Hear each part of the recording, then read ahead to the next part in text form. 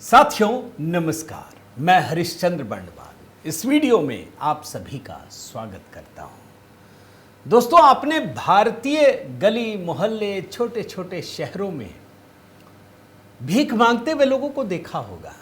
बाबा के नाम पे दे दे, ईश्वर के नाम पे दे दे, इसके नाम पे दे दे। कभी आपने ये सुना है मोदी के नाम पे दे दे बाबा, नरेंद्र मोदी के नाम पे दे दे? आपने शायद नहीं देखा होगा। मोदी के नाम पे भीख मांगने की जरूरत नहीं पड़ती, क्योंकि मोदी जी इस देश के हर गरीब पीड़ित वंचित का ख्याल रखते हैं। किसी को ये नौबत ना आए, और भारत में तो अब बैन है। लेकिन क्या आप जानते हैं दोस्तों, अमेरिका में भीख मांगी जा रही है। वहां भी भीख मांगने वाले लोग हैं। कई लोग कहते हैं अरे वो तो बड़े अमीर होते हैं, वो तो उल्टी सीधी चीजों के लिए भीख मांगते हैं। लेकिन अगर मैं आपको यह कहूं कि डोनाल्ड ट्रंप का बेटा, जी हां, डोनाल्ड ट्रंप अमेरिका के राष्ट्रपति, उसका बेटा मोदी के नाम पर भीख मांग रहा है, तो क्या आप यकीन करेंगे? सोचिए, कहीं आपने देखा कोई न्यूज? आज के वीडियो में दिखाऊंगा दोस्तों।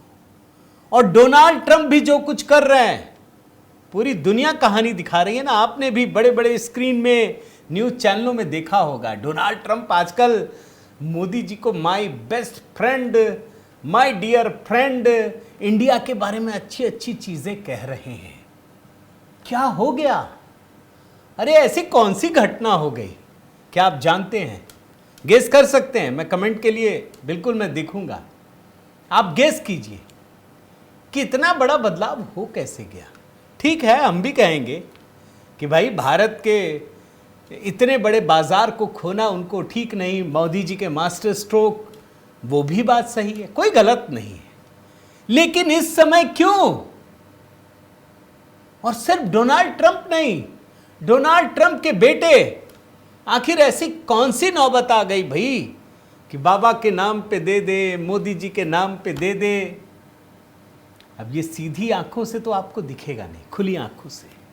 लेकिन आज के वीडियो में दिखाऊंगा दोस्तों कितना बड़ा बदलाव ये पूरी वैश्विक राजनीति के लिए, जियोपॉलिटिक के लिए इतना बड़ा बदलाव है दोस्तों।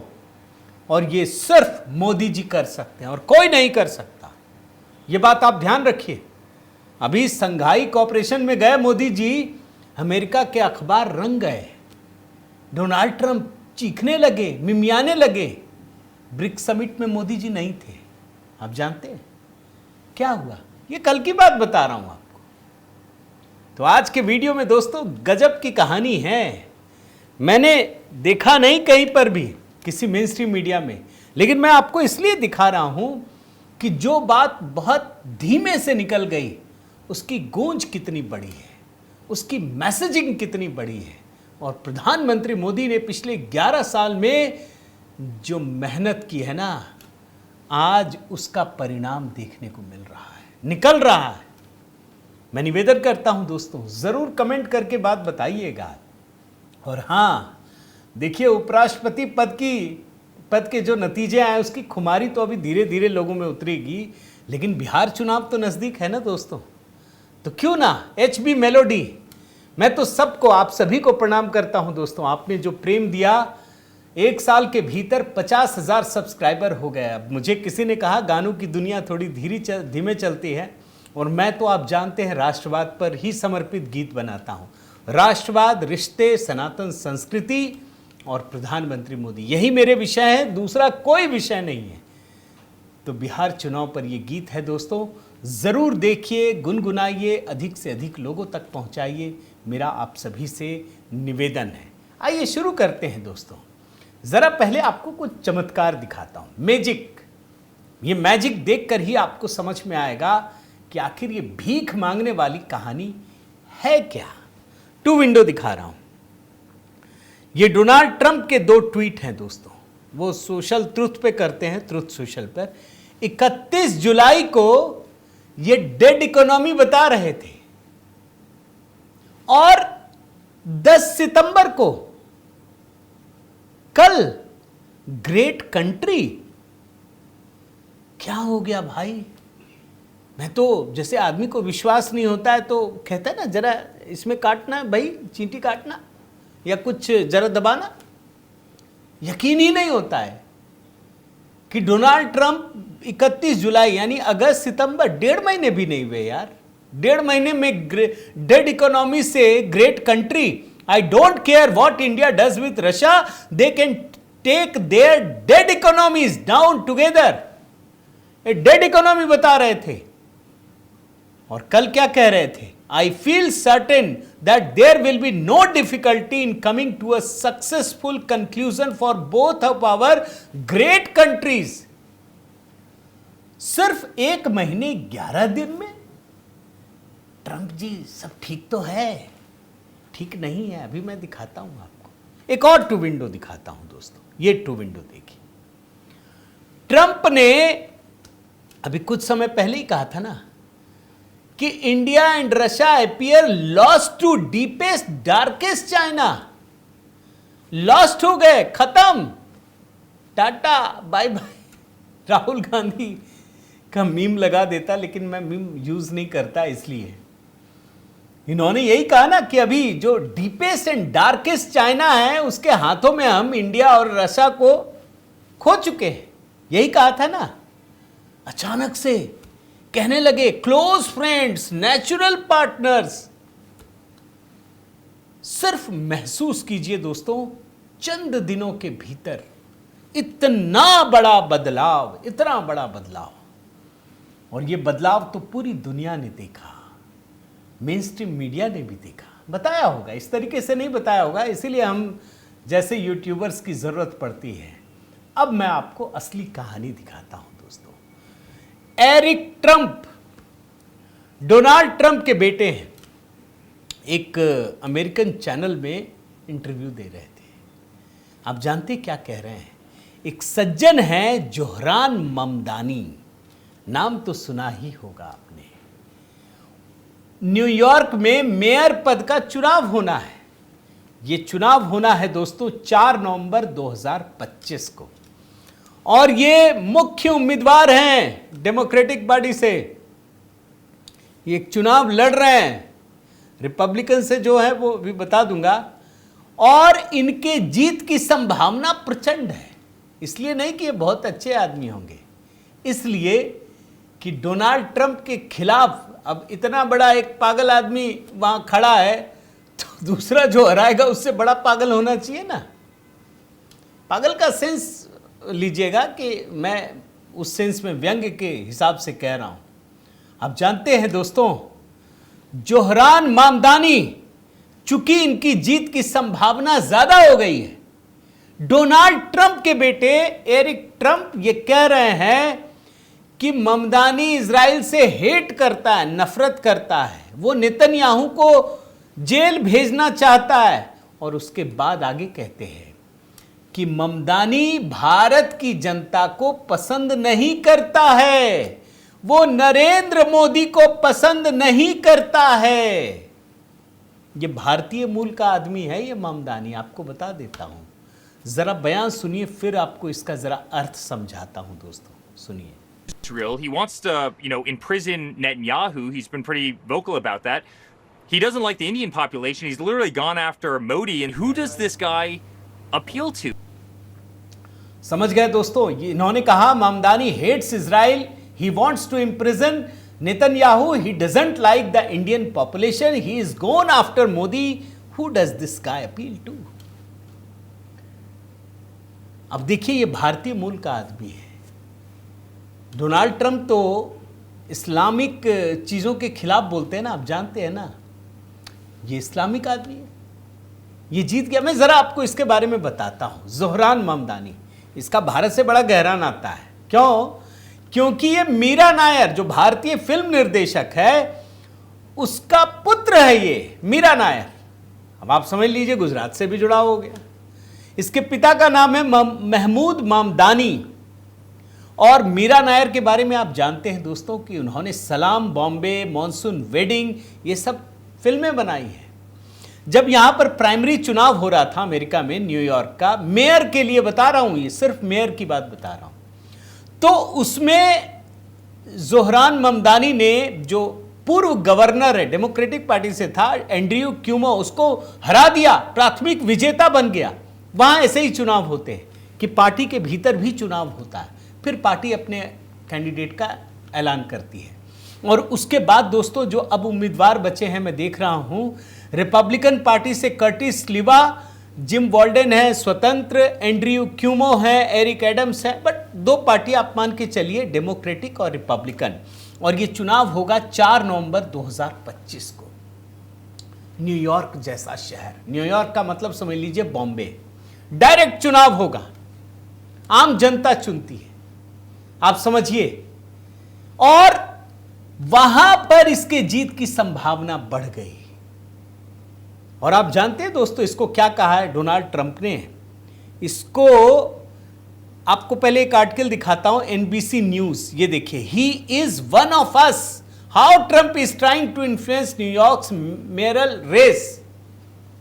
इस आर्टिकल में जानते क्या लिखा हुआ है कि अमेरिका का राष्ट्रपति, जो पूरी दुनिया का सबसे ताकतवर राष्ट्रपति है, वो सिर्फ एक मेयर के चुनाव में इतनी दिलचस्पी क्यों ले रहा है। ये जानते मामला कैसा होने वाला है? जैसे प्रधानमंत्री मोदी केंद्र में है और दिल्ली में केजरीवाल एक घुस गया। भाई हलक में तो अटक ही गया था ना, हर काम में रोड़े अटकाना, हर काम में रोड़े अटकाना, यही काम होने वाला है वहां पर। और दोस्तों आप एक बात याद रखिए, डोनाल्ड ट्रंप ने जो चुनाव लड़ा वो भारत के नाम पे लड़ा था। वो कह रहा था कि हिंदुओं के साथ जाति हो रही है, वो पाकिस्तान के खिलाफ बोलता था। चुनाव जीतते ही उसने पलटी मार दी, वो भारत को ही दुश्मन नंबर 1 बना दिया डोनाल्ड ट्रंप ने, और पाकिस्तान के सैन्य प्रमुख के गोद में जाकर बैठ गया क्योंकि इसके परिवार का बिजनेस वहां चल रहा था।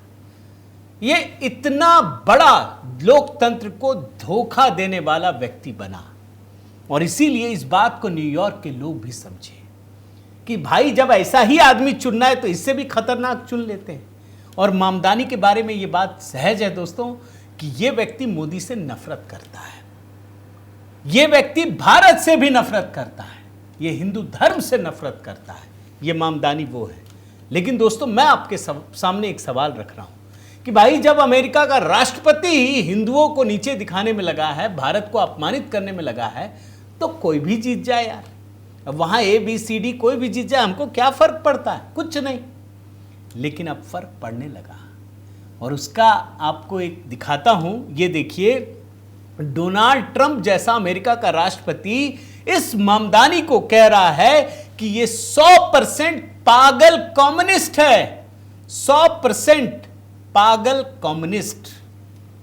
आप समझिए, अब पागल ही नहीं कहा, कम्युनिस्ट भी कहा।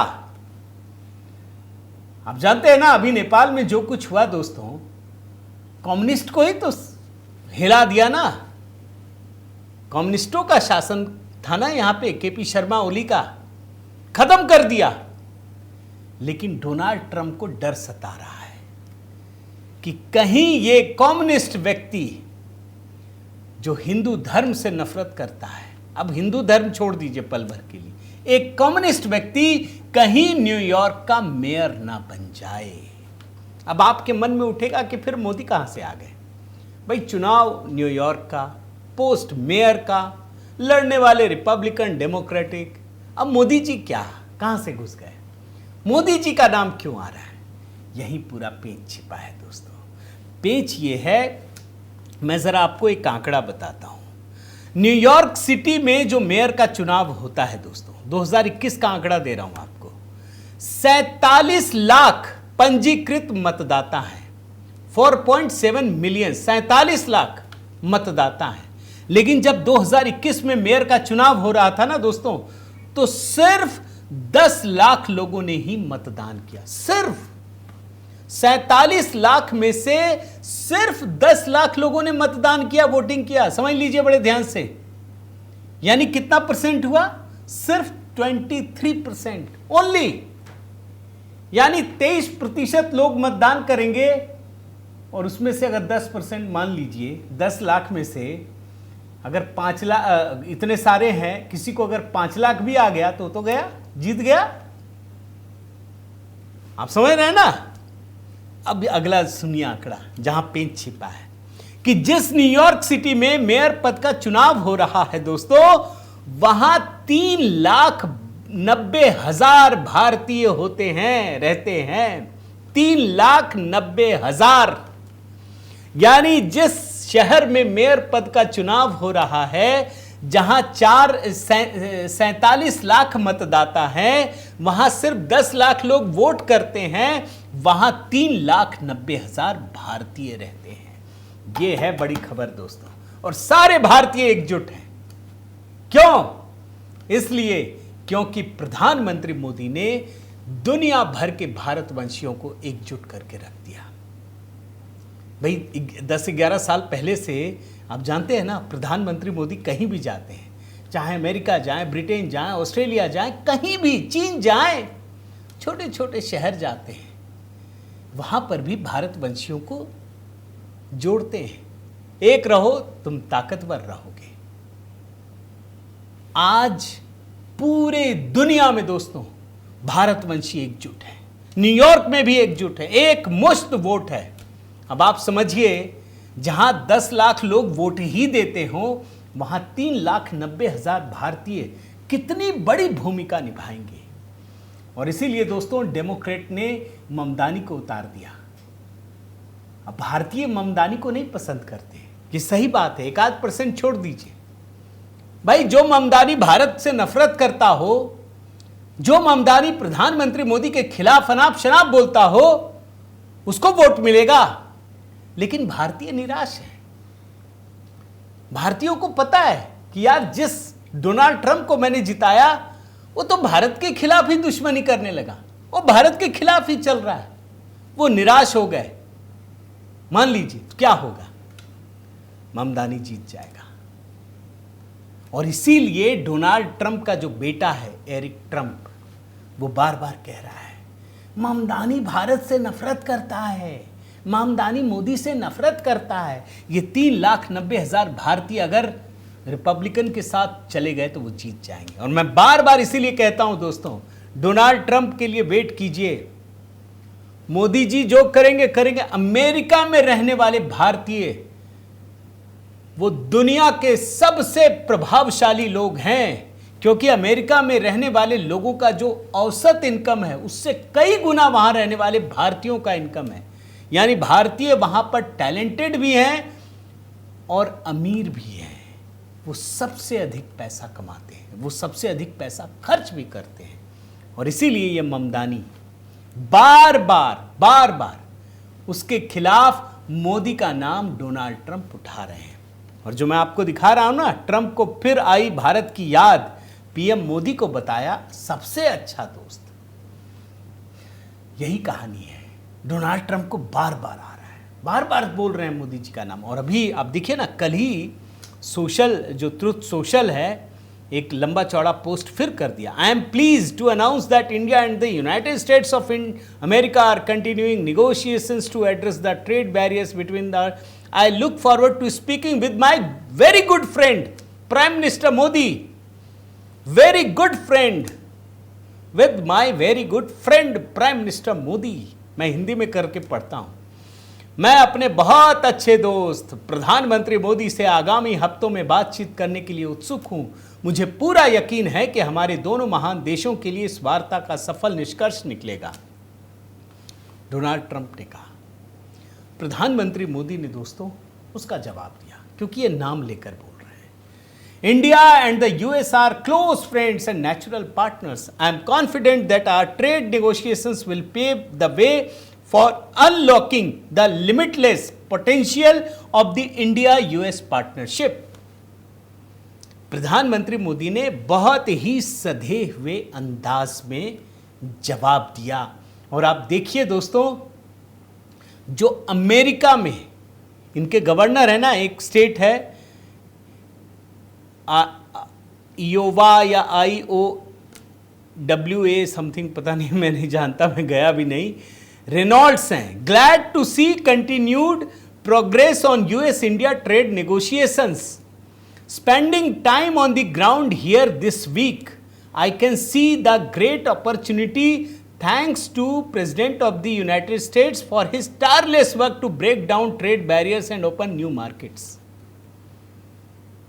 ये स्वागत कर रहे हैं। मगर एक चीज आपने देखा दोस्तों, आप प्रधानमंत्री मोदी का ट्वीट और उनका ट्वीट देखिए। भाई जब प्रधानमंत्री मोदी ने ट्वीट किया ना तो तुरंत डोनाल्ड ट्रंप ने उसको भी रिट्वीट मारा, तुरंत बिना देर किए। आप जानते हैं दोनों में क्या फर्क है? ट्रंप लिखते हैं my very good friend Modi, प्रधानमंत्री मोदी ने नहीं लिखा my very good friend Modi, नहीं लिखा। मोदी जी ने लिखा India and US are close friends, यानी प्रधानमंत्री मोदी ने साफ कर दिया दोस्तों, ये हम दोनों की दोस्ती वाला मामला नहीं है भाई, तुमसे कौन दोस्ती करेगा? ना तो डोनाल्ड ट्रंप अमेरिका है, ना अमेरिका का मतलब डोनाल्ड ट्रंप होता है। ये भारत और अमेरिका की दोस्ती है, मोदी कहीं नहीं है। ये अंदाज देखिए, कहते हैं ना दोस्तों कि दूध का जला छाछ भी फूंक फूंक कर पीता है। प्रधानमंत्री मोदी ने इस बात को अहमियत दी है। जो लोग सोचते हैं ना कि प्रधानमंत्री मोदी एकदम सबको माय डियर फ्रेंड कह देते हैं, ना, ऐसा नहीं है। वो भारत के लिए किसी को कहते हैं। जो भारत को के खिलाफ करेगा वो जीवन में नहीं हो सकता प्रधानमंत्री मोदी का। और ये बात दोस्तों मैं आपको एक ट्वीट दिखाता हूं, क्रिस्टोफर क्लैरी, ये पॉलिटिकल साइंस के एसोसिएट प्रोफेसर हैं एल्बेनी में, university at Albany, political science के। Trump is very good friends with Modi, but for Modi only India and the US are close friends. ये लिख रहे हैं क्रिस्टोफर क्लैरी कि डोनाल्ड ट्रंप के लिए मोदी बहुत अच्छे दोस्त हैं, लेकिन मोदी जी ने ये नहीं कहा। मोदी जी ने कहा कि भारत और अमेरिका एक अच्छा दोस्त है, क्लोज फ्रेंड्स।